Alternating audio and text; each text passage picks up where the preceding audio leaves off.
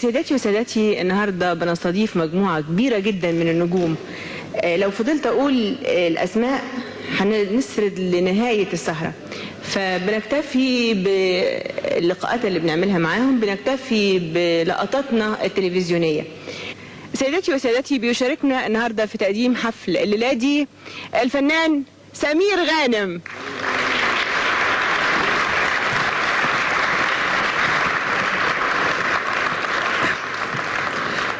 اهلا بيكم، مساء الخير وكل سنه وانتم طيبين. وحفله النهارده وسهره النهارده مليانه مفاجآت كتيره وحاجات حلوه زيكم فعلا. وضيوفنا النهارده الحقيقه كتير وحلوين وكلنا بنحبهم، اللي على قد نظر النضاره اللي بتجيب. يعني معانا النهارده كينج اوف كينجز، ملك الملوك، استاذ فريد شوقي.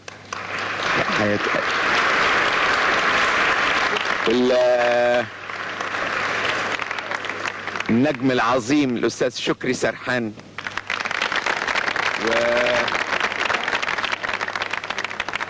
الشاعر الأديب الفنان الكبير الأستاذ صلاح جاهين،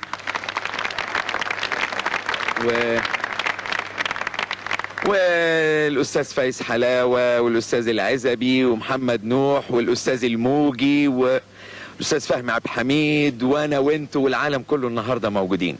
طب قبل ما نبتدي بقى البرنامج، أنا عايز أعمل تيست لنا احنا. تيست يعني امتحان، مش امتحان عشان نشوف هندخل على البرنامج سخنين ولا هندخل مريحين. مستعدين تشتركوا معايا؟ هو يعني هنقول حاجة نقولها كلنا مع بعض، ومعانا هنا أساتذة الغنى وأساتذة الأصوات وكل حاجة هيشتركوا معانا. يعني ترابيزة الأستاذ الموجي مثلا بالعائلة الظريفة واخدة لحن معين هتقولوا معايا. احنا 1 2 3 4. ترابيزة الأستاذ فريد هو اللي هيقودها بنفسه. والله يا أستاذ فريد، يعني عشان نسمع الصوت يعني عايزين الطبقة السوبرانو العالية. أستاذ فريد عليه طبقات ما حصلتش، يعني لما ينقل على الثالث الترابيزة 1 2. الجزء ده هنسمعه هيقول زم. نسمع نايمة شوية. يعني ترابيزة الأستاذ فريد شوقي من نفس الطبقة تقول بامبلا بامبلا بام بام. نسمعها مرة بقى معاهم كلهم. معانا يا أستاذ فريد بامبلا بام.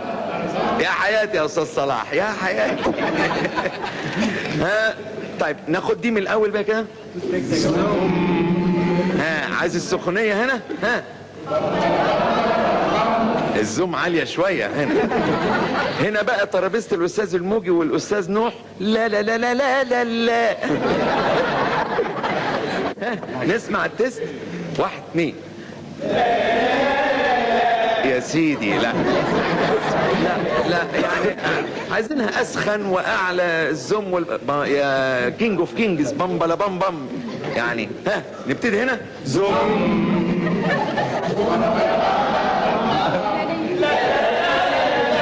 مع ايدي بقى، مع ايدي. نهارنا فل ان شاء الله. 1 2.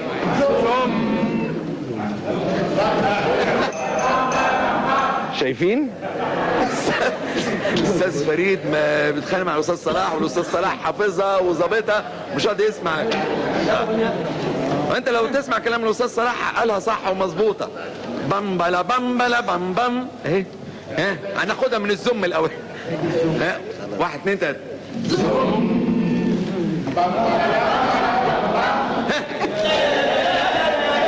يا خراب. الاستاذ العزبي طبعا احمديها. لا لا لا لا لا. هناخدها كلها بقى مع بعض بالترتيب عشان في جوائز للجزء ده والجزء ده والجزء ده. 1 2 زوم.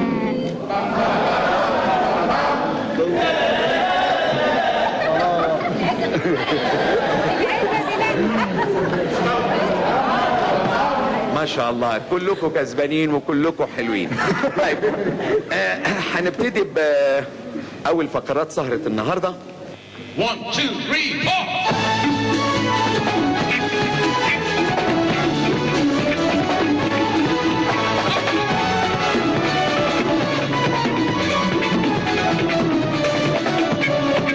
4.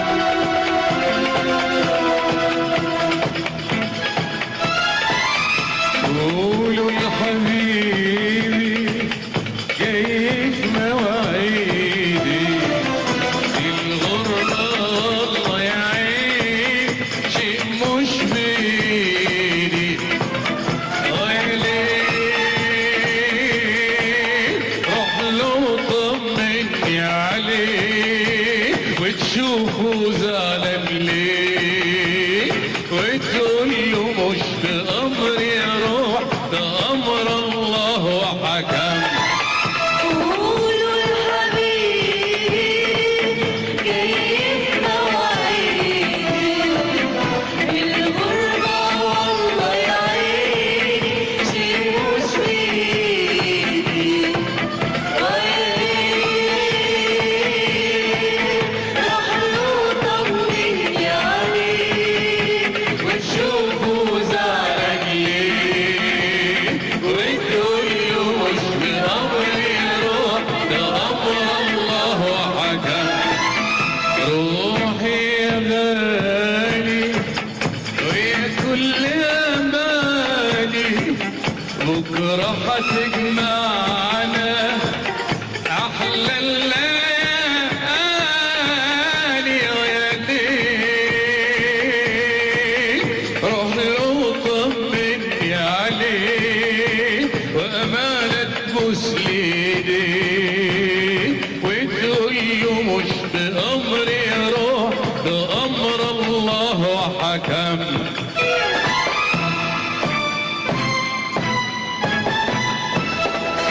شقيان في الغربة يا عين ورجع لك تاني بأماني حلو يا قلبي عشانك عشاني يا ليه روح له طمني عليه وتشوفه زعلان ليه وتقول له غصب عني روحي ده أمر الله حكم.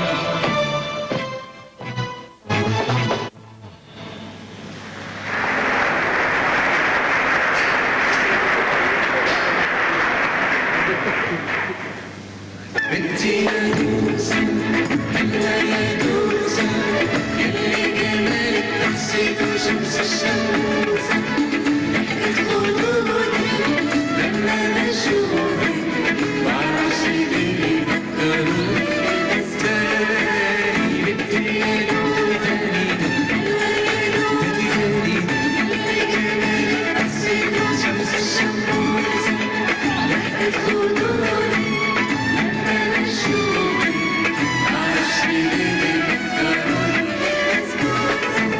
J'ai demandé sa main au papa de douceur.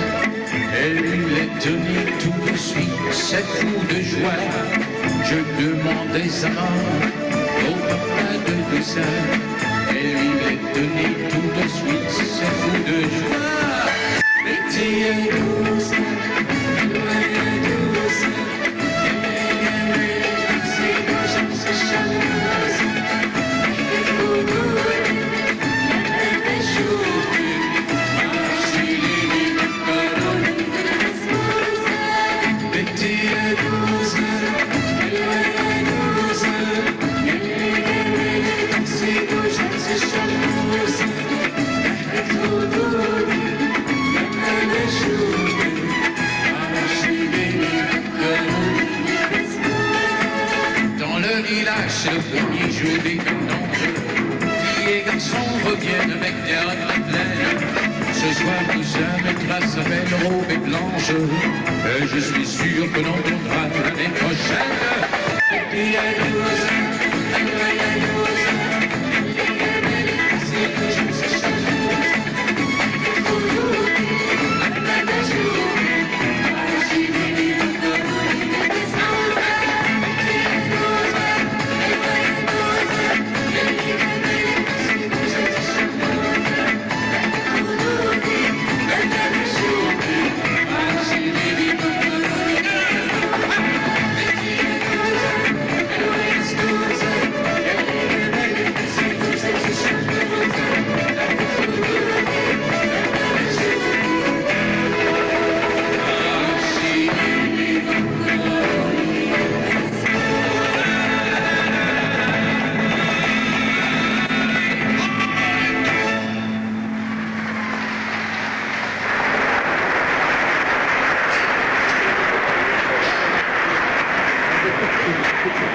نبدا بالاستاذ فايز حلاوه دلوقتي بيختار مفيد فوزي. انا هعمل حبه اختيارات وبعدين هم يكملوا. بيختار لا، مختار مفيد فوزي يقول له وجهة نظر.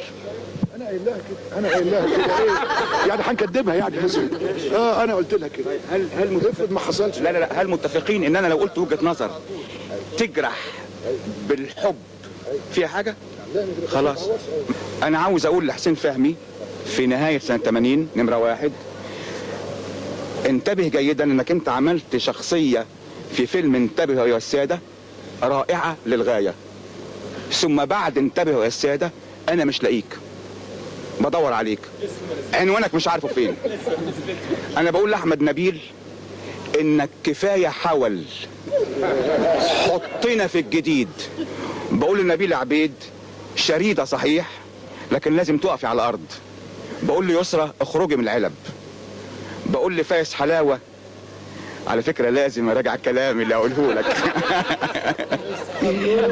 على فكرة لازم اراجع الكلام اللي اقوله لك. اتفقت على حاجة من غير مراجعة ومن غير تفكير.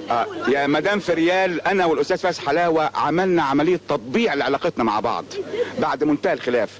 انا بقول لفايز حلاوة فوتنا من الحضرة ده، انا بقول لفايز حلاوة الدع كالنحلة تطلع عسل، وارقد كالفراش. موافق. انا بقول للاستاذ حسين حسن امام ارجوك تقدم فن لا صلة له بحسن امام، لا صلة له بحسن امام، واتمنى يبقى اسمك تاني. ما تردش عليا. ما تتمسحش في حسن امام. خلاص. انا بقول لحسين كمال رجوعك للتلفزيون قيمة عظيمة جدا، وانت في السينما عظيم، لكن لازم اقول لك تبطل قليلا هذا الغرور نصف المشروع. بصراحة ما تردش عليا. حاضر يا بيه. وانا بقول لآثار الحكيم انا اكثر انسان قسيت عليها. كنت بقول فين آثار الست آثار الحكيم، وقد بدأت تظهر آثار الحكيم. بقول لمحمد نوح تسمحوا لي كفاية بس ابص له. انا قلت له اللي عايز اقوله له. لا هو عارف هي نظرة بس. هو قال عليا الموت صراحة. نعم انا قلت على هذا الانسان الموت صراحة. هذا الانسان كان فنان يعطي الكثير. وبعدين قريت امبارح في الجرايد انه اسمه محمد نوح الالكتروني. يعني ايه؟ دخل في الكهرباء زي الريف.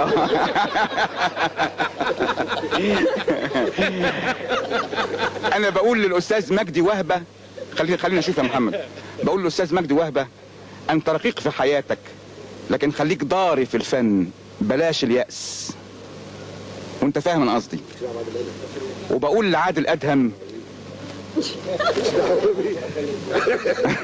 لا بص لي يا عادل، في نهاية 80 وعلى 81 نفسي انك تلبس نظارة مش نظر، نظارة رؤية بعيدة، لانك فنان عظيم ومش عارف بالظبط مكانك فين. والمشكلة الحقيقية عندك انك انت دماغك تفكيرك من الداخل محتاج انك تعيد حساباتك من جديد. سنة 81 الحكاية دي نفسي اسمعها. على فكرة بلغ السيدة ميرفت امين تحياتنا باعتبارها ام حديثة وما جاتش. دينجي دينجي دينجي دينجي دينجي دينجي دينجي دينجي دينجي دينجي دينجي دينجي قالت لي هلكم محمد كلمة يا في نطلع يا سرقوا الصندوق يا محمد لكن بتاهوا معايا النهية شنجي كيري كيري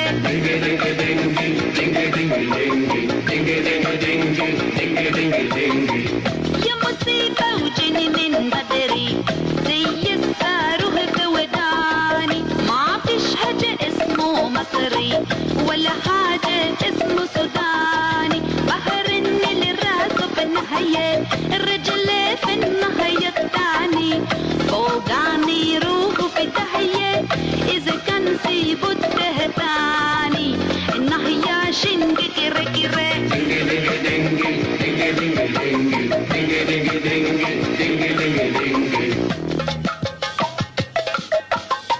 Masarigón, Sudano, Naprigdamo.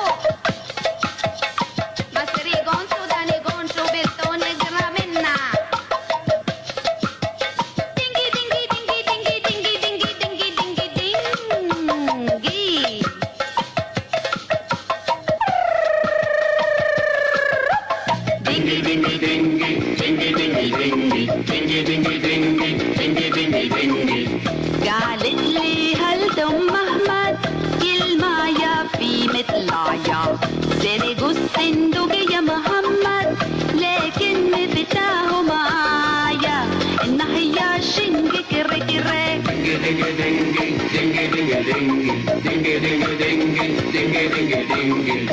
يا مصيبة وجني من بدري زي الصاروخ فوداني ما فيش حاجة اسمه مصري ولا حاجة اسمه سوداني بحر النيل راسه في النهاية الرجل في النهاية الثاني توقعني روحه في الدهية إذا كان سيبه التهتاني النهاية شنك كري كري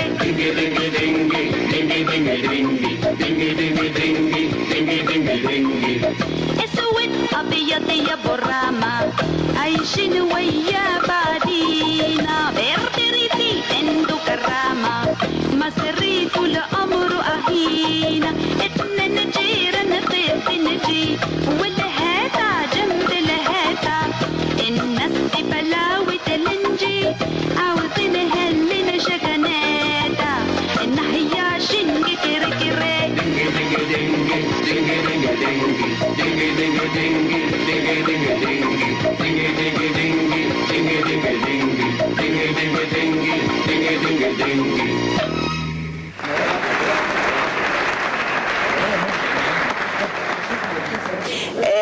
استاذ محمد نوح تحب تاخد الميكروفون؟ اتفضل. اتفضل. الاستاذ مفيد فوزي، انا بشكرك طبعا لانك اي كلمه قلتها لاي فنان من الموجودين فينا ده دليل على انك انت اساسا متتبعه، سواء هو واقف او بيتحرك بيشتغل او ما بيشتغلش. لكن كل فنان من حقه زي اي واحد في الدنيا انه يصمت ليفكر او يشتغل، لانه وجود سكه لاي فنان، وجود دور كويس لحسين فهمي مثلا بعد الدور اللي حضرتك قلت عليه صعب، مش هو اللي بيلاقيه. نبيل كونه يغير الحول بتاعه، انا مش بدافع عنهم لان انا بس بعمل لهم سكه عشان ادافع عن نفسي في الاخر. انما انا اللي عايز اقوله انه الحمد لله انا بتمتع بنعمه الثراء الداخلي اللي جوايا انا شخصيا، والخارجي ده انا ما يهمنيش في خلال كثير، لان انا ما يهمنيش يكون عندي مال او لا، لكن لما يكون عندي مال انا وظفته في خدمه الفن وعملت استوديو احسن من استوديو بعلبك في القاهره هيخدم كل الموسيقى. انا بعتبر ان انا عملت حاجه كويسه، بدل ما اسيب عماره او اسيب تاكس انا بسيب استوديو ان شاء الله موت بكره. هذا الاستوديو هيخدم المزيكا يخدم السينما، وبعدين انا كمان اعمل فن كتير قوي انت هتبتدي تسمعه. اولا انا عايز اشكر الاستاذ مفيد فوزي على الكلمه اللي هو قالها لي، وعلى انه بارك لي على ان احنا جبنا بنت، فانا متشكر جدا. انما اللهجه الدكتاتوريه اللي انت عملتنا بيها دي صعبه قوي يا استاذ مفيد، يعني ابتدي سنه جديده بالاوامر، اسكت انت وكلم انت. لا ما هو ده احنا متاكدين منه يعني. بس الحقيقه لا طبعا لا دي احنا عارفينها يعني، دي مش جديده علينا. ده بقول يعني الطريقه اللي انت دخلت فيها علينا شمال كده كلنا سكتنا. واحد يروح يعيد حساباته والتاني يروح يبص جوه دماغه وحاجات كده يعني. سيادتك قلت ابطل الحول. انا بالنسبه لي من اول السنه دي بعمل عروض بانتومايم، بعمل عرض لمده ساعتين، بعمل عرض مع واحد ألماني في مصر اسمه نيمو. عملت عرض في مصر وعملت عرض في ألمانيا الغربية. لفيت على الجرايد عشان تكتب أحمد نبيل اشترك مع فنان عالمي في عرض عالمي في مصر. مفيش صحفي جه الحفلة ولا صحفي كتب عن عروض البانتومايم اللي بقدمها، اللي بتتقدم في جميع أنحاء العالم. مفيش أي شيء وقف معايا، مفيش أي مؤسسة وقفت معايا، مفيش أي شخص وقف ويايا. أنا بقدم عروضي لوحدي. كلامك يحير، سلامك يحير، وطبعك يحير يحير يحير، عشان ما انت عندي أعز الحبايب، عشان ما انت داري بقلبي اللي دايب يسهر عينيا وتغلى عليا تسهر عينيا وتغلى عليا وتبقى في ايديا وسايبني ادور ده طبعك يحير يحير يحير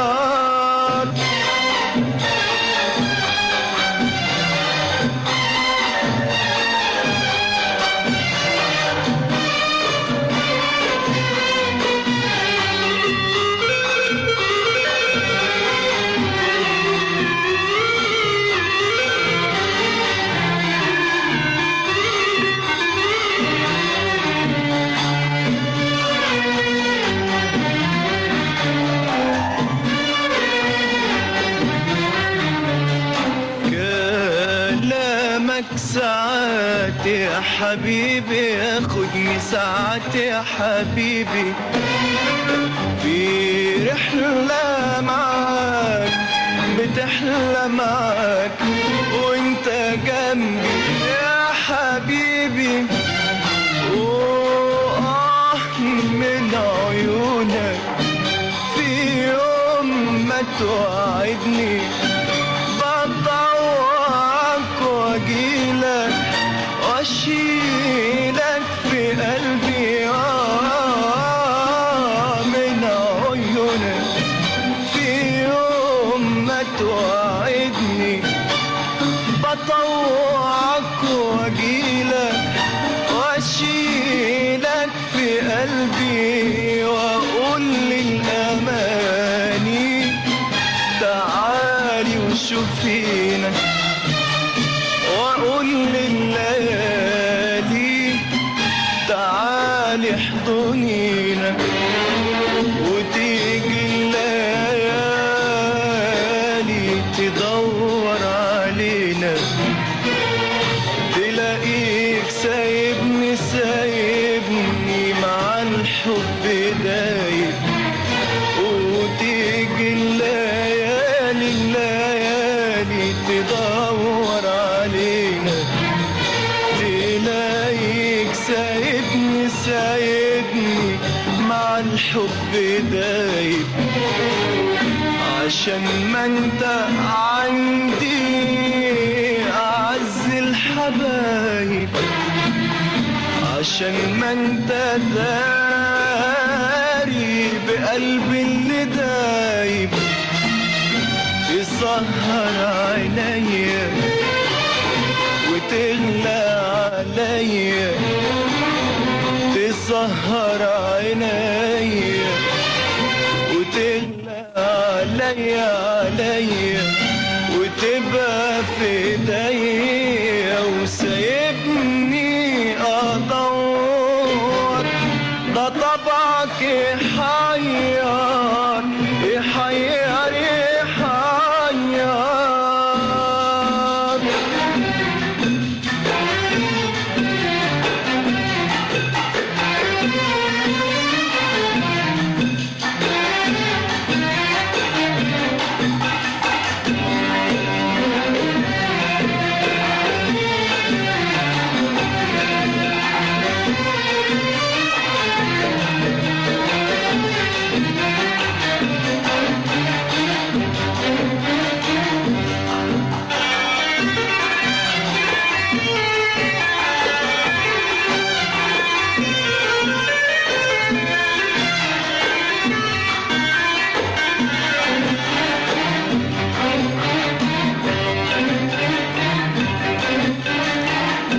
طبعك تحير من دي حيرة مفيش اي عاشق بيقدر عليك ما هي الدنيا فيها حبايب كتيرة وانا اللي حكايتي في حبك كبيرة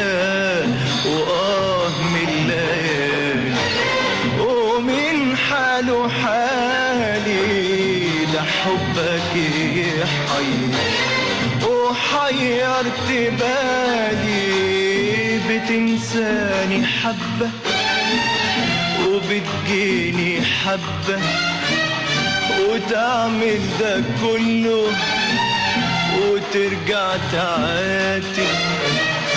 بتنساني حبة وبتجيني حبة وتعمل ده كله وترجع تعاتب. عشان ما انت عندي أعز الحبايب، عشان ما انت داري بقلبي اللي دايب.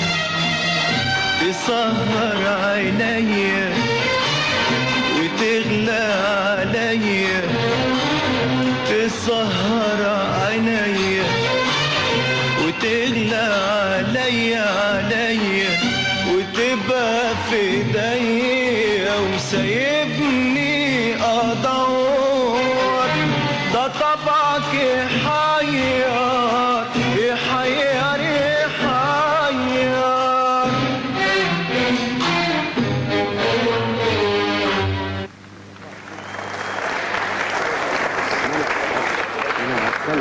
أبلة فضيلة، أهلا بيكي في التلفزيون أولا، مش في السهرة النهاردة بس إلا ما لا نهاية يعني. قولي لنا خط أبلة فضيلة التلفزيوني بيختلف كتير عن الإذاعي؟ هو الحقيقة أبلة فضيلة خايفة من التلفزيون جدا جدا جدا. ليه؟ لأن الولاد اتعودوا إنهم يسمعوني ما يشوفونيش. أنا خايفة لما يشوفوني يحصل لهم إيه معرفش، لأن كل واحد بيتخيلني بالصورة اللي هو يحبها. يعني واحد بيحس ان أبلة فضيلة قده صغيره، واحد بيحس ان أبلة فضيلة تخينه، واحد بيحس انها رفيعه. يعني انا فاكره زمان طفل صغير جه وقال انا عايز اشوف بابا شار، فورينا له بابا شار وقال لي لا مش هو. قلت له لا ده بابا شار. قال لي لا قال لي بابا شار بدقنه طويله فانا برضو نفس الحكايه خايفه منها الحقيقه. خايفه الولاد المتخيلين أبلة فضيلة بمنظر يشوفوا منظر ما يعجبهمش.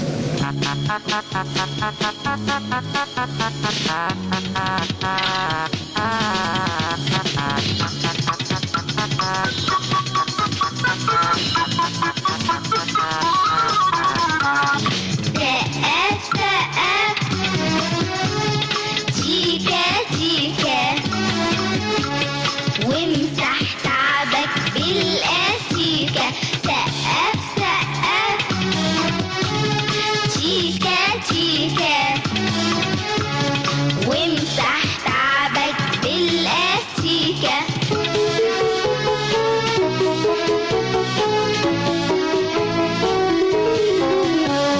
شبرونوس بيدلع وسانه اللولي هتتخلع.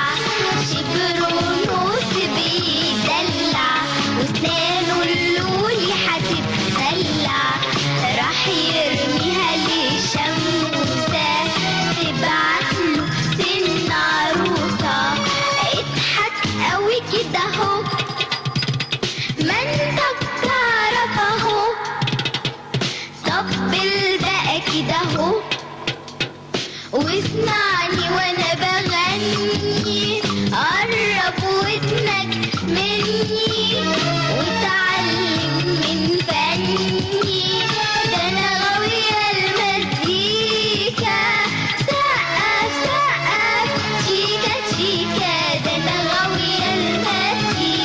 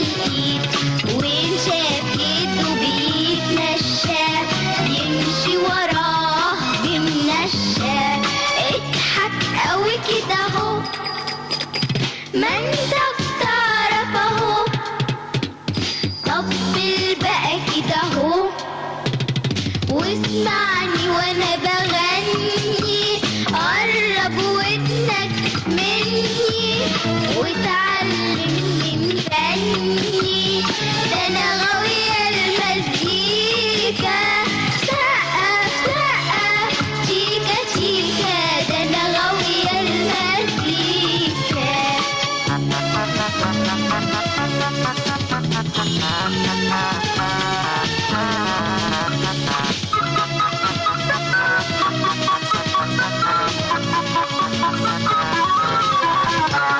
اسمع صوت الناي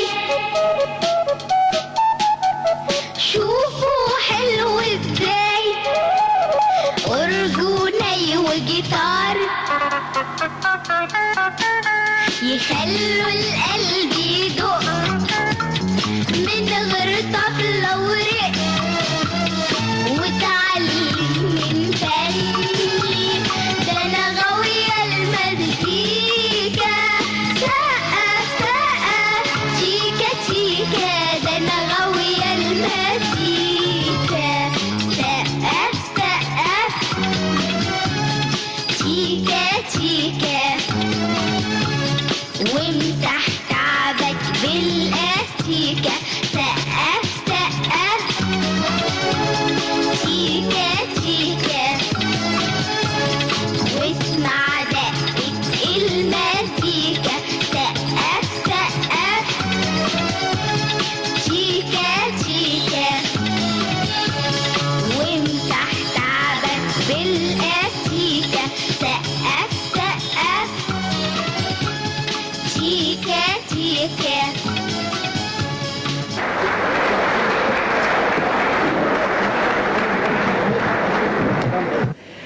دلوقتي سيداتي يا عم احمد، عم احمد يا غانم اقعد، لسه الجاتوه مش دلوقتي، اقعد.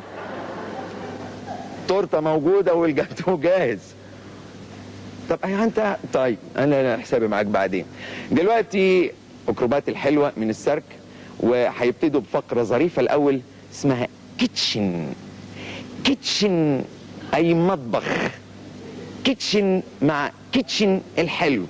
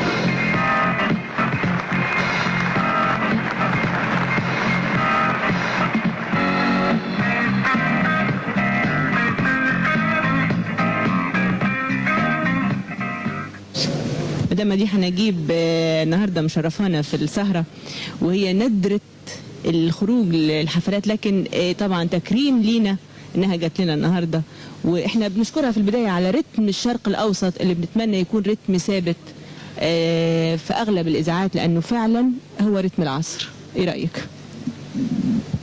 اولا انا اللي يسعدني ان انا جيت التلفزيون، وكل سنه وكل المشاهدين طيبين. بالنسبه للرتم فعلا كل الاذاعات دلوقتي اتجهت لكده، ويمكن ده اللي مزعلنا، لان احنا كنا بنتميز بان البرامج ما تزيدش عن 5 دقائق، وعشان كده ابتداء من طبعا لان مش عايزين حد يبقى زينا.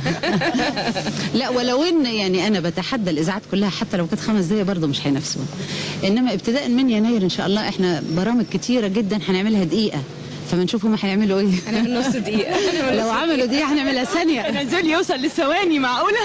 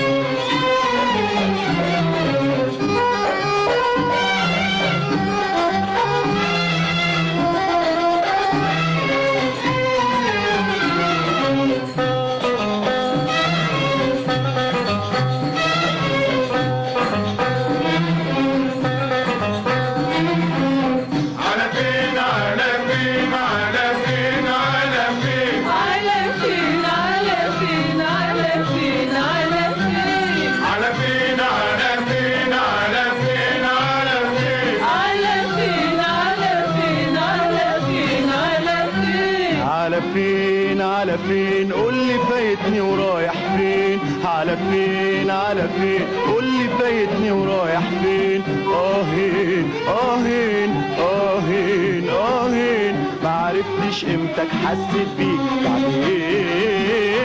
على فين على فين على فين على فين على فين على فين على فين على فين على فين على فين على فين على فين على فين على فين. خدني الطيار حطني في النار ورجعت احتار وسألت عليك وطوعت الناس وكلام الناس وقسيت من الناس وبخبي عليك. خدني الطيار حطني في النار ورجعت احتار وسألت عليك وطوعت الناس وكلام الناس وقسيت من الناس وبخبي عليك. يا ما شفت كتير وفارقت كتير، يا ما شفت كتير وفارقت كتير، بس انت يا غالي قسمت القلب. على فين على فين على فين على فين على فين على فين على فين على فين على فين على فين على فين على فين على فين على فين على فين على فين على فين على فين قول لي فايتني ورايح فين؟ على فين على فين قول لي فايتني ورايح فين؟ آهين آهين آهين آهين ما عرفتش امتى حسيت بيك بعدين.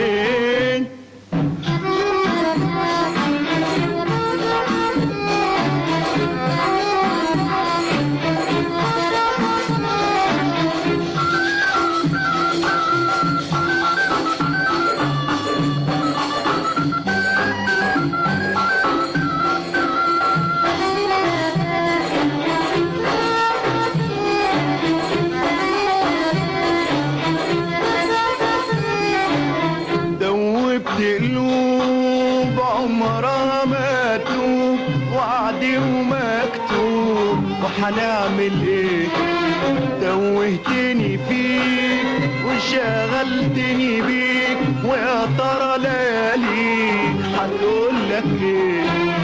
دوبت قلوب عمرها ما تدوب وعدي ومكتوب وحنعمل ايه؟ شغلتني بيك ويا ترى لياليك هتقول لك ايه؟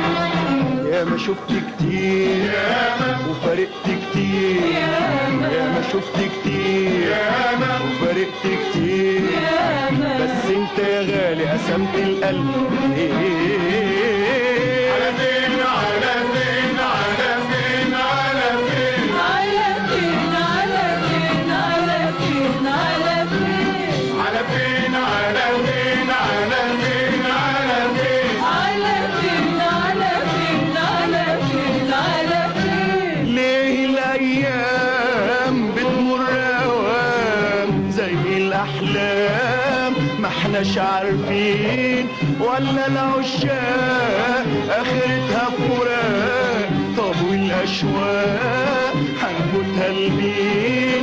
ليه الايام بتمر اوام زي الاحلام ما احناش عارفين، ولا العشاق اخرتها فراق؟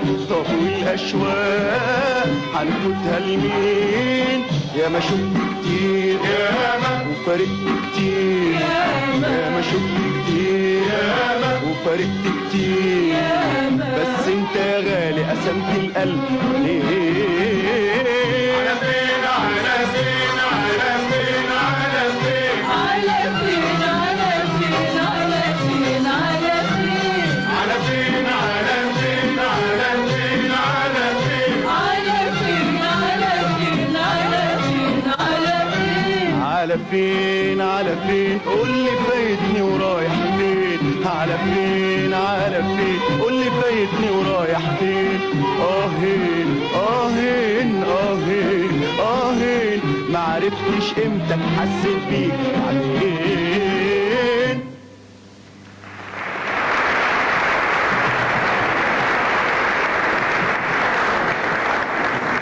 مساء الفل. وكل سنة وانت طيب، والجمهور بيحييك وبيقول لك السنة الجاية تمتعنا برضو بألحانك الحلوة الجميلة.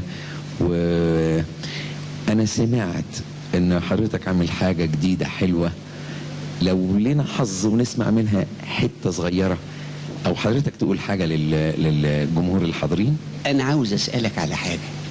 كلهم بيسألوني النهاردة. حاضر. ما دام أنت خدت على عاتقك إنك تبقى بدال التلفزيون، ليه بقى التلفزيون بيتأخر عن الإذاعة؟ مش زي الإذاعة، الإذاعة بتخلص شغلها أوام. التلفزيون عشان حضرتك عشان ألوان، الإذاعة مش ألوان. وبعدين التلفزيون ما شاء الله ربنا يديله الصحة، يعني مجاله كبير قوي. على أي حال أنت منور يا أستاذ سيد، وبرضو لازم يا موال يا أي حاجة صغيرة، وبعدين نبقى هنكمل بعدين. هي ليلة واحدة تجنن. ليلة واحدة تجنن. الليلة الكبيرة أخ.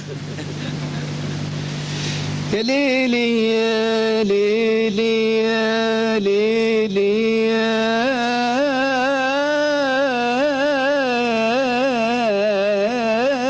ليل.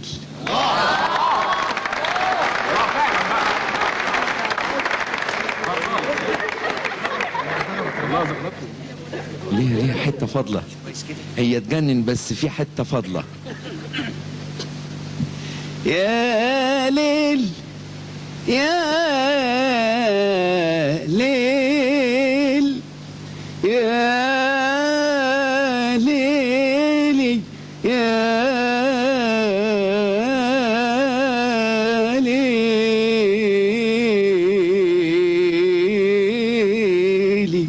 يا ليل يا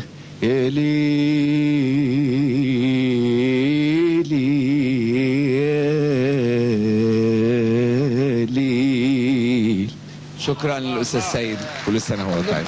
عندي اقتراح لاستاذنا كلنا الاستاذ سيد مكاوي، وانا عايز اقول كلمه اللي ما يعرفوش شخصيا. الاستاذ سيد مكاوي هو صاحب الدعوه ان جميع الناس تغني بصوتها العادي، وهو اللي عامل الالحان اللي استمرار فناننا الخالد سيد درويش. ولذلك الحان الشيخ سيد مكاوي لما بيعمل لحن منه بيبقى خارج من قلبه على طول، بيروح عايش في قلب الناس. والدليل على كده الليله الكبيره.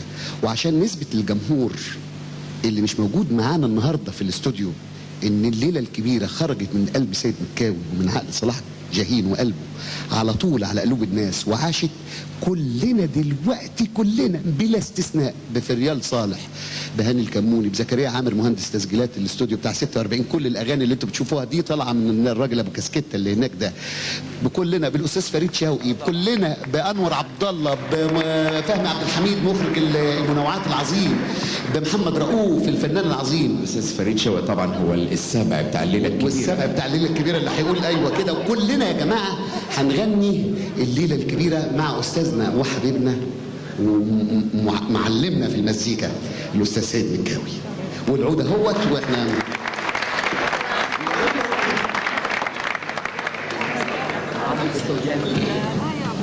الميكروفون يا سيدي زي بعض ما تدقش بقى. كلنا هنغني الليلة الكبيرة يا عمي والعالم كتير مليين الشوادر يابا من الريف والبنادر. الليلة الكبيرة يا عمي والعالم كتير مليين الشوادر يابا من الريف والبنادر.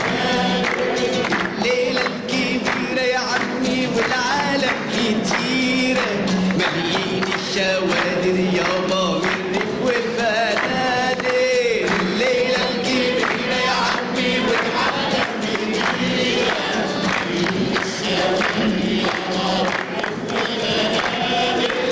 يا غزال يا غزال العشق حلال جواب تاني دوب كلمني خايا يا غزال العشق حلال دواب تاني دوب خليتني غايا غمان انت وهو من عنده مروه وعامل لي فتوه ورينا القوه يا ابن انت وهو غنوا من عنده مروه وعامل لي فتوه يقدر بقدرها على زق الطرا ويفرقع بومبا. وسع وسع وسع وسع انا زق الطرا واضرب 100 بومبا.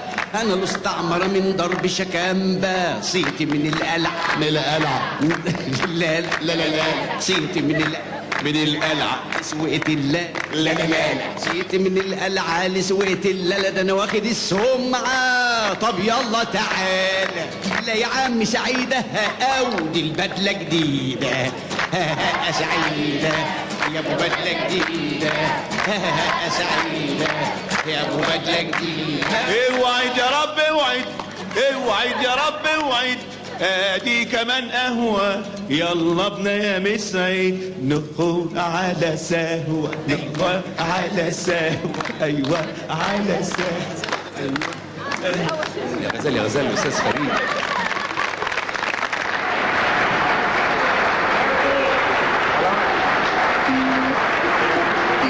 عشان اقول لكم كل سنه وانتم طيبين، وهنقول ليله في العمر ما فيش منها ولا شفتش ليله اجمل منها وهي ليله احلى ليله. وان شاء الله دايما تبقى ليله حلوه كل سنه وانتم طيبين وانتم كلكم معانا.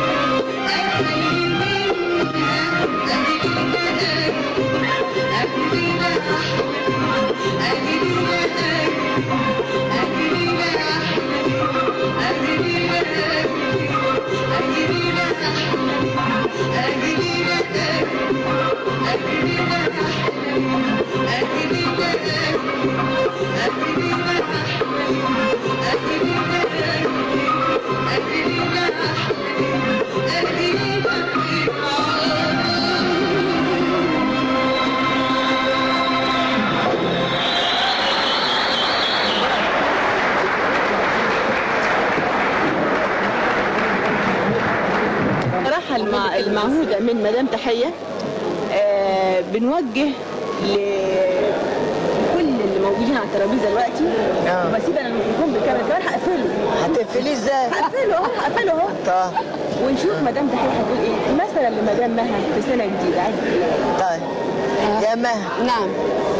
انا عايزه اسالك. اتفضلي. انت ما بتحبيش مها صبري ليه؟ فعلا ما بحبهاش. ده كلام حقيقي فعلا. عندك حق. ده سؤال لذيذ جدا. اصل من يوم ما بقيت مها صبري ولقيت مها صبري دي جايبه لي المشاكل والمتاعب وقرفتني كزيزي يعني، قرفتني كبني ادمه يعني. طب ما تحبيها شويه، هي بني ادمه كويسه. نفسي احبها مش عارفه. لا نفسي احبها حقيقي يعني. انما من السنه الجديده دي 81 ان شاء الله هحبها. لا خلاص يعني اتفقنا. وقاعده هحبها. وتكلميها بكل صراحه، لو عملت فيكي حاجه قولي لها بصي يا مها انا عايزه اتكلم معاكي وتروحي ايه.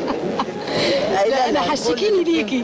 لا اشتكي نفسك لنفسك. انا هشتكي مها ليكي. طيب نبتدي بماهر العطار.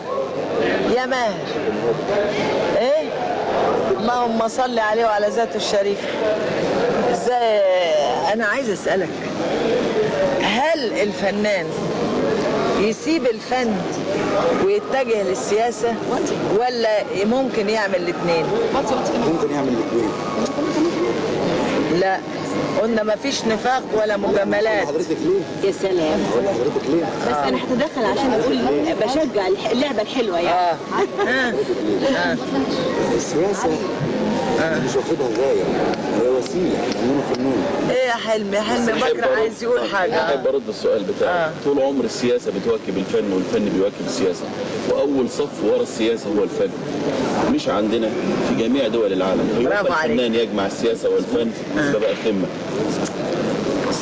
لا بس ما وجهة نظرك على عيني وراسي، انما انا مش عايزاه يتفرغ وتسرقوا مننا السياسه.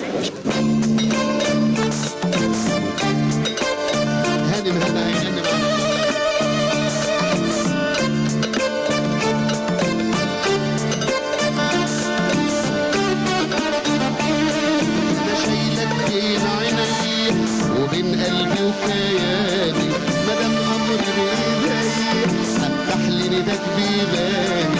انا شايلك بين عينيا وبين قلبي وكياني مدام امر بايدي افتح لي نداك بيباني. حبيبي يا حبيبي يا زهرة المداري جايب لك توت في جيبي وبرسم لك بالجمال. رسمتك سنتي سنتي على قلبي وكل حتة ياللي عيونك ندم ترجعلي تاني امتى. وانا شايلك بين عينيا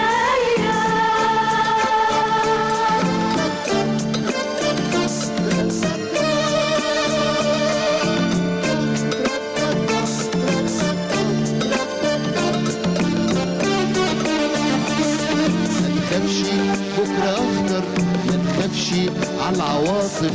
احنا بإخلاصنا نقدر نعيش جوه العواصف. يا حبيبي الترفيه عطشان حنان عيني والله يا حبيبي مركبنا جاية والله يا حبيبي مركبنا جاية يا حبيبي يا زهرة في المدايم جايب لك توت في جيبي وبرسم لك بالجناين. رسمتك صنف على قلبي وكل حتة ياللي عيونك ندمتي ترجع لي تاني امتى. وانا شايلك بين عينيا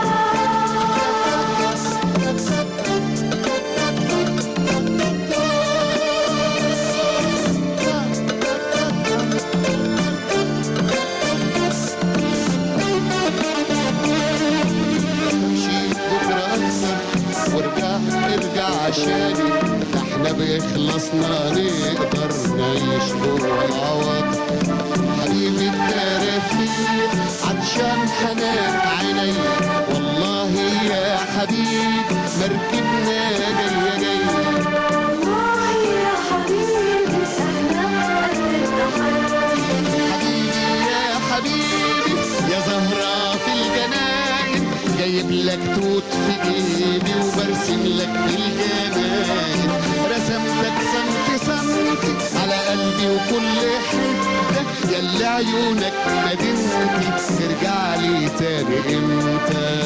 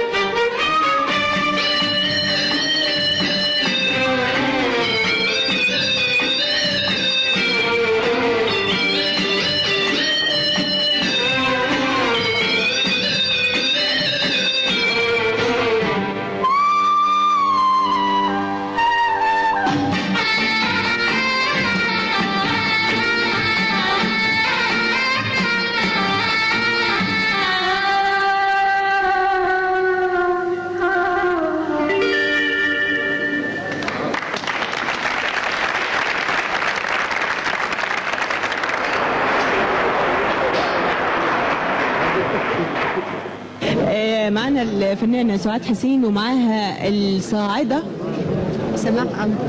سماح أنور بنت الفنانة سعاد حسين، ونجم هيتألق الجميع بيقول كده. تقول لنا عملت ايه اخر حاجة؟ آخر حاجة كان مسرحية فصل واحد مع الأستاذ محمد رضا وأستاذ وحيد سيف ومدام ليلى فهمي، تأليف أنور عبد الله وإخراج الحكاية عائلية يعني شوية وإخراج الأستاذ نبيل عبد العظيم. كان تصوير تلفزيون يعني. على كل حال هي بتثبت ان ابن الوز عوام ده بمناسبة البرنامج الخاص بالشرق الأوسط ابن الوز عوام، ها؟ رأيك فيها ايه؟ طبعا مش معقول مين يشهد يعني. يعني هقول انها يعني هي الحقيقة جديدة يعني في كل حاجة، يعني طريقتها أدائها بعتبرها انها يعني هتبقى لون جديد.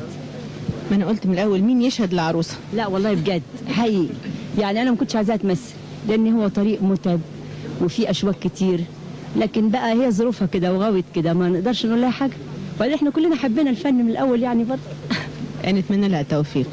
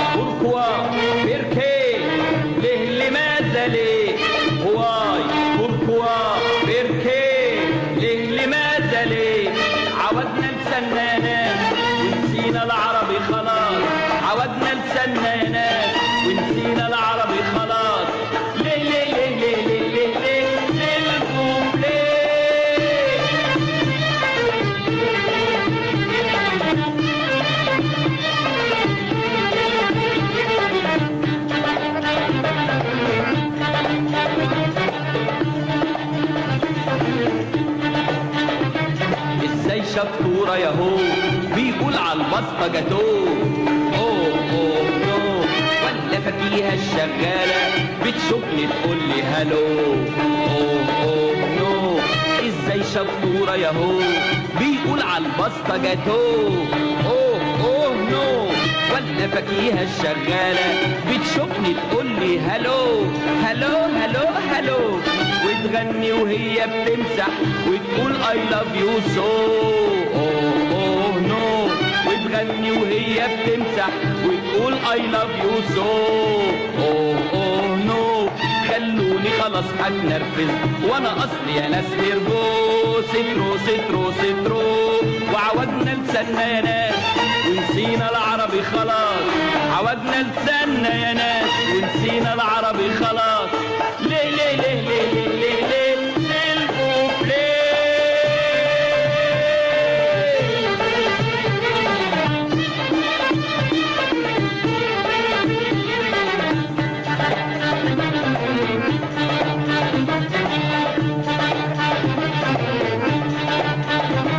ليه لما نحب نوافق على حاجة نقول اوكي طيب طيب ليه، او لما بينجح واحد نرطن ونقول سوكسي طيب طيب ليه.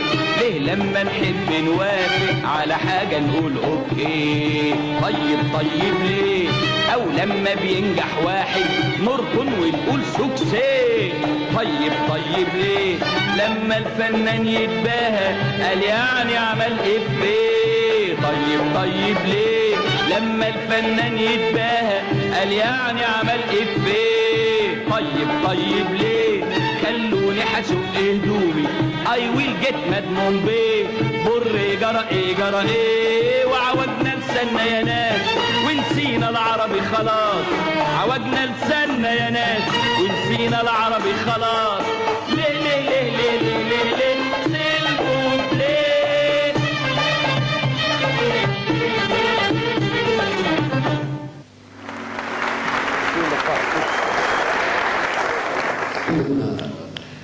بص فريد شوقي الملك King of kings, the monster of all. Yes. يقول لك انا الملك.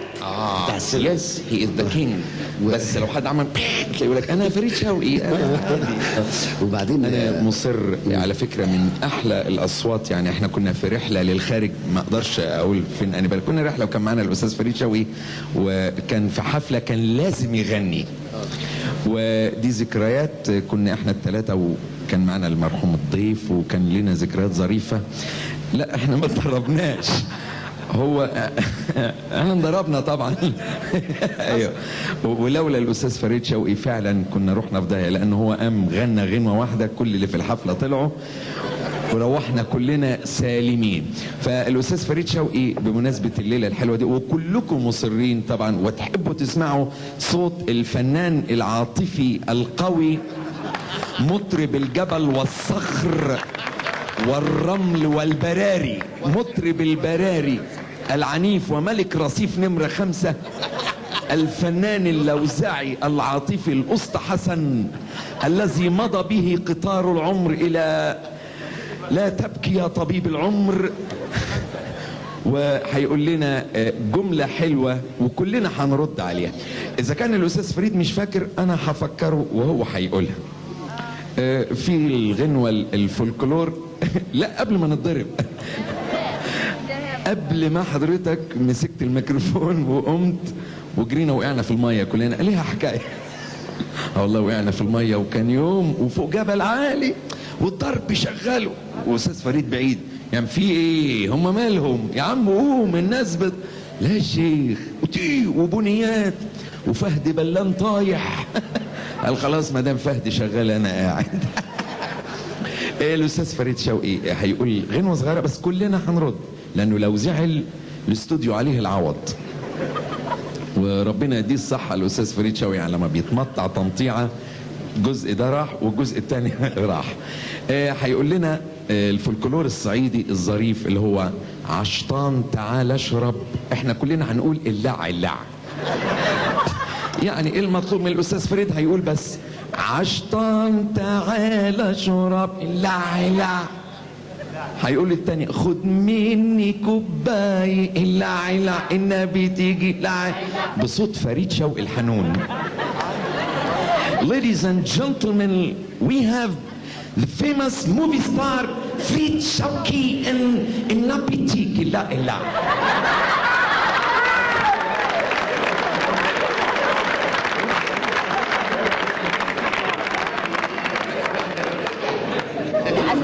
كل سنة وانتم طيبين ان شاء الله.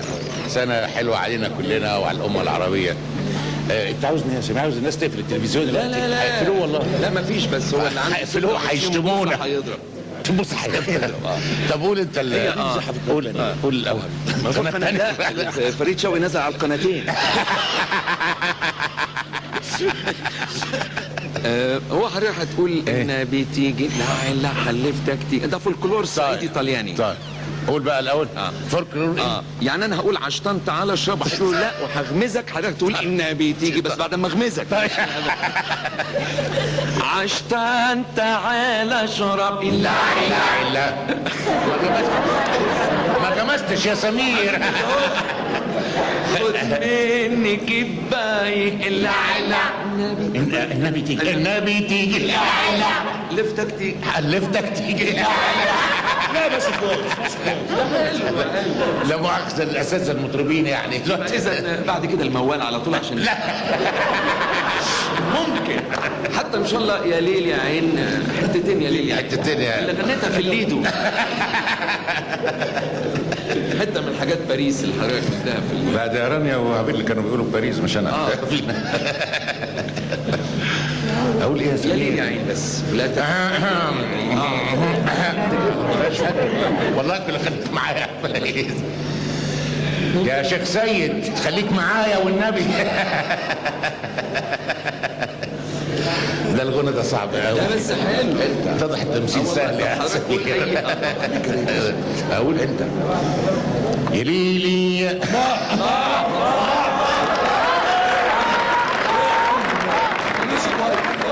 انا لسه ما قلتش حاجه. يا عزبي اقولها ازاي؟ مين اللي لحن لك دي يا استاذ فريد؟ الموجي. هو دايما الاستاذ موجي الحان صعب. دايما وعاوز يطلع وجوه جديده. قال انا وجه جديد. طبعا يلي حلوه قوي، حلوه بقى، حلوه. الله ده سهل الغنى يا عزبي بقى من اولها. الله كده يعني من اول الفينال بتاعك يا عين. نشكر الاستاذ فريد شوقي على القصيده الرائعه اللي قالنا، وده كان سبب الخناقه اللي قامت لما كنا معزومين كلنا.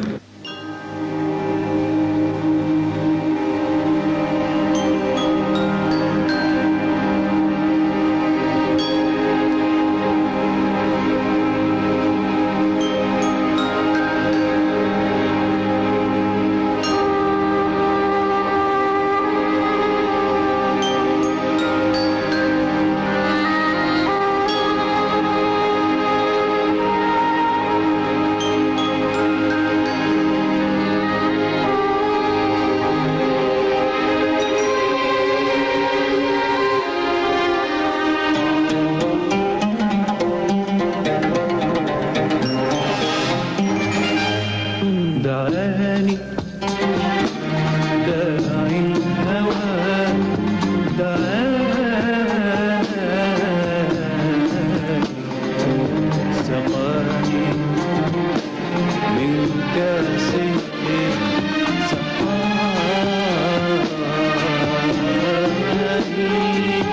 أماني في حبه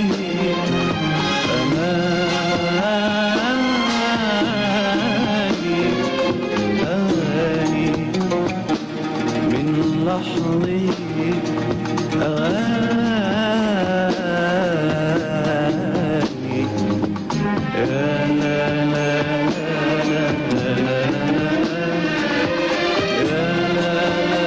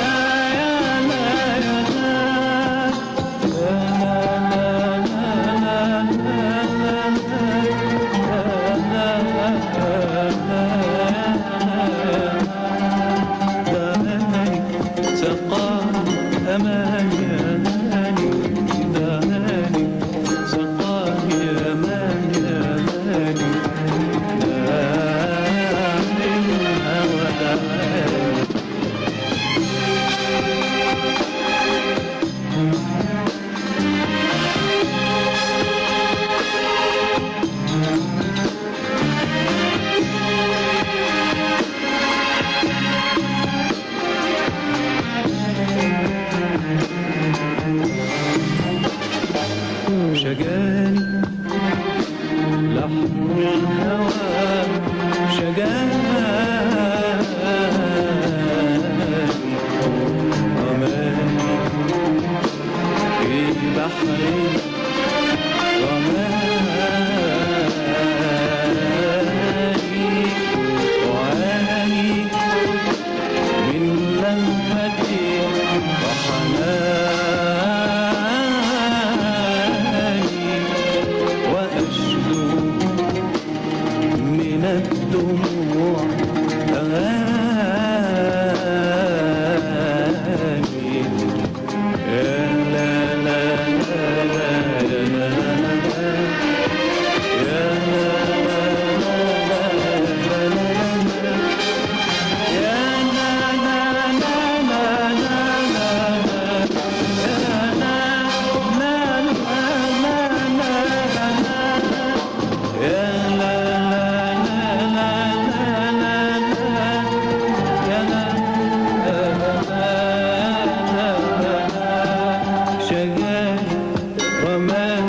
حناني وهاني شجاني رماني حناني وهاني لا حلولها وشجاني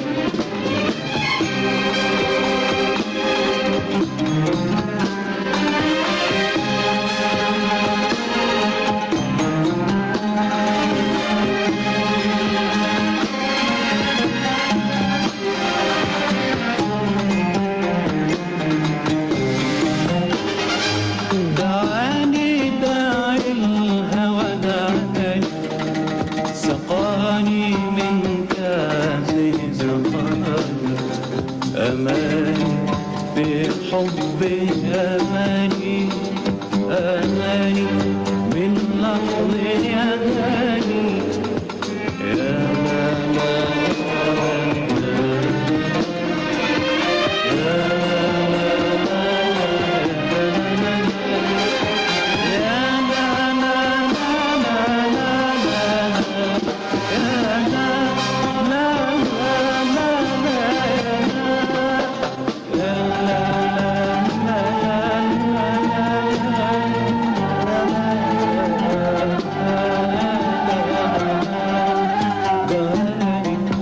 سقاني أماني أماني دعاني سقاني أماني أماني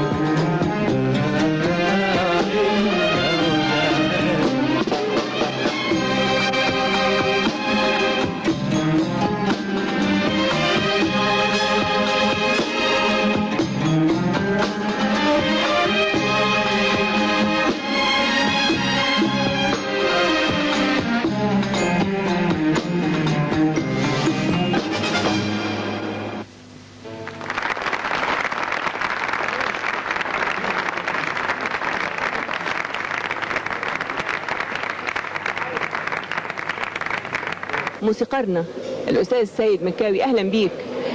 سمعت فؤاد عبد المجيد؟ سمعت فؤاد عبد المجيد، وأنا بطلب من كل المسؤولين عن الفن يعني أنهم يهتموا بهذا الرجل لسبب. في أشكال كتير في الأغاني زي الفورم زي ما بيقولوا، يعني شكل للدور وشكل للطقطوقة اللي تقريبا كلنا بنشتغل منها دلوقتي. الطقطوقة دي يعني واحد يقول المذهب والكوبليه وناس ترد، ده شكل الطقطوقة. انما الدور بتتقال حاجة وما تتكررش مرة تانية، ويستمر المغني ويستعرض قدراته لحد ما ينتهي الدور. الحاجة التانية اللي هي ماهياش موجودة وانتهت من ايام ما كان في واحد عندنا اسمه درويش الحريري. درويش الحريري ده كان زي أينشتاين كده في الموسيقى، لكنه كان أينشتاين موسيقى. أيوة. يعني أيوة. فعلا تشبيه جديد. فعلا ما فيش واحد في مصر ما درسش عليه. يعني آخر مرة كنت بشوفه بيدرس الأستاذ الكبير أحمد صدقي، وهو كان كبر في السن، الكل درس عليه. تخصص في الموشح. الموشح بيمتاز له إيقاعات مختلفة كتيرة غير المألوفة عندنا.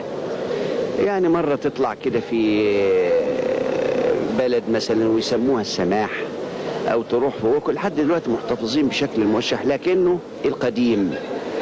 فالاستاذ فؤاد طلع لوحده كده وتخصص في هذا الميدان، وانا ما كنتش متوقع انه هيبقى عظيم بالشكل ده، لان الموشح صعب، وبعدين احيانا هو اللي بيألف كمان. بيألف وبيلحن. بيألف وبيلحن. يعني لما انا قلت مرة يا استاذ سيد، قلت جدد شباب الموشح، ويعني عمل تعديلات، كان في اخطاء وبدت تدخل على تكوين الموشح، بدا هو ينقيه تقريبا. هو يعني المعاصرة طبعا دي حاجة، وكانوا زمان عشان يكملوا مسافات موسيقية كانوا يقولوا يقولوا أمان يا لللي وجانم وأفندم وحاجة زي كده يعني. فطبعا هو تخلص من الحاجات دي، وكل يا ريت اللي بيتلقوا عنه يأدوا زي ما هو بيأدي الموشح. وده شيء عظيم خالص خالص ان احنا نلاقي في وقتنا ده واحد محتفظ بفن التوشيح اللي ممكن يتعمل عليه رقصات محترمة. هو الباليه يعني تقريبا. ايوه الفن الراقي اللي هو يعني ممكن يواكب الموشح حقيقي. يعني هو مظبوط. يعني يا ريت الموشحات دي نهتم بيها، وكويس ان هو متخصص في هذا اللون بالذات دون غيره. صحيح. استاذ سيد، هل الانسان العربي بتكوينه النفسي العصري سنة 81 لسه بيطرب للموشحات؟ وهتفضل عايشة آلاف السنين كمان، لأنها هي اللي بتعبر عنا. احنا لينا شكل على فكرة في الموسيقى، ولازم هيفضل برغم المحاولات الكثيرة، يعني لازم هيفضل الشكل العربي ده. لأن زي ما ببساطة كده لما يجي أجنبي علشان يسمع الفن المصري يبقى لازم يسمع فن مصري. أنا أسافر الهند يبقى لازم أسمع الموسيقى الهندية. إحنا لينا ملامح وباقية. وفن الموشح ده موجود في تونس بس بيسموه اسماء تانية، المألوف مثلا. المألوف الموشح عندهم؟ بيسموه المألوف. الاسم مش الموشح. ما يقولوش الموشح، ومهتمين قوي. بالظبط نفس الفورم او نفس هو نفس يعني. الفورم ونفس الصياغة. بس طبعا بتختلف من دولة لأخرى. يعني في ساعات ناس بتغير في الألحان القديمة ما تعرفيش، انما هو بقى من لا يدرك كله لا يترك كله. وعلى كل حال احنا يمكن انا في تعبير دايما بقوله على لسانك، ان القومية او العالمية عشان نخرج للعالمية فحفظنا على قوميتنا وعلى تراثنا الحقيقي. طبعا كل ما كنا محليين كل ما كنا اصدق. انت قررت حاجة وانا ممكن مرة اعلنتها، انك مش هتلحن ابدا اي اغاني فيها كآبة او فيها حزن، مش لا كده؟ يمكن، واذا حتى اذا ما كانش فيه حب سعيد يبقى بلاش منه. يعني كمان يعني لازم، الناس مش ناقصة واحنا احنا شخصيا مش ناقصين. الموسيقار سيد مكاوي اخر لحن لسه في دماغه وما ظهرلناش للنور هو ايه؟ هو اللحن الجديد اللي انا عامله الوردة، اسمه قلبي سعيد. يا ريت نسمع جزء منه. حاضر. اتفضل. قوي. وبالمناسبة دي عايز اقول للمستمعين كده كل سنة وهم طيبين، وكل سنة وانت طيبة. انت بالصحة والسلامة. الله سنة حلوة. مقبلة ان شاء الله. قلبي سعيد وياك يا حياتي، وياك يا حياتي. قلبي سعيد فرحان فرحة قلبي تهنى، ايوه تهنى بيوم العيد. حبك خلى الكون في عينيا اجمل عالم من حواليا. حبك خلى الكون في عينيا اجمل عالم من حواليا.